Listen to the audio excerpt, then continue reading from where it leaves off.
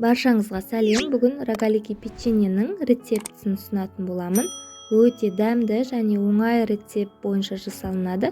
Міндетті түрде жасап көріңіздер. Ол үшін ең алдымен електен өткізілген ұнымызға қопсытқышымызды, тұзымызды және де ванилинімізді салып, жақсылап араластыратын боламыз.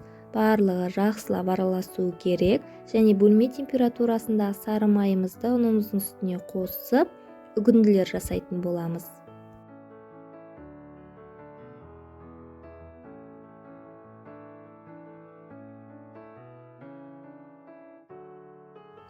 Енді қаймағымызды саламыз. Қаймақ жоғары пайызда болуы керек. Мен 20% қаймақты қостым және де барлығын жақсылап араластырып, өте жұмсақ емес, тым қатты емес, қамыр илейтін боламыз. Міне біздің қамырымыз дайын. Дайын болған қамырымыздың бетін жауып, 15-20 минутқа тоңазытқышқа салып қоятын боламыз.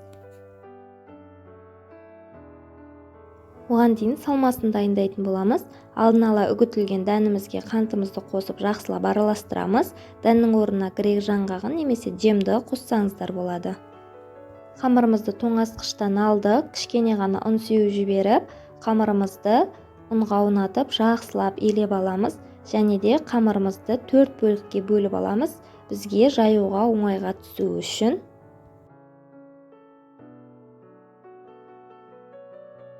Енді қамырларымызды біртіндеп алып, оқтаудың көмегімен жұқа етіп жаятын боламыз. Егерде қамырларыңыз қалың болып кетсе, рогаликилеріңіз дұрыс шықпауы мүмкін, арасы піспей қалуы да мүмкін. Және де жайып болған қамырымызды 8 бөлікке бөліп аламыз. Енді барлығының шеттеріне салмамызды салып шығатын боламыз.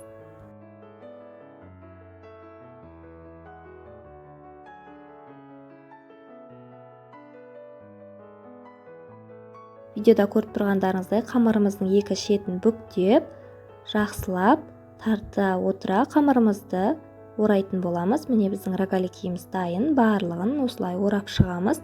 180 градуста 15-20 минутта қызып тұрған пеште пісіріп аламыз.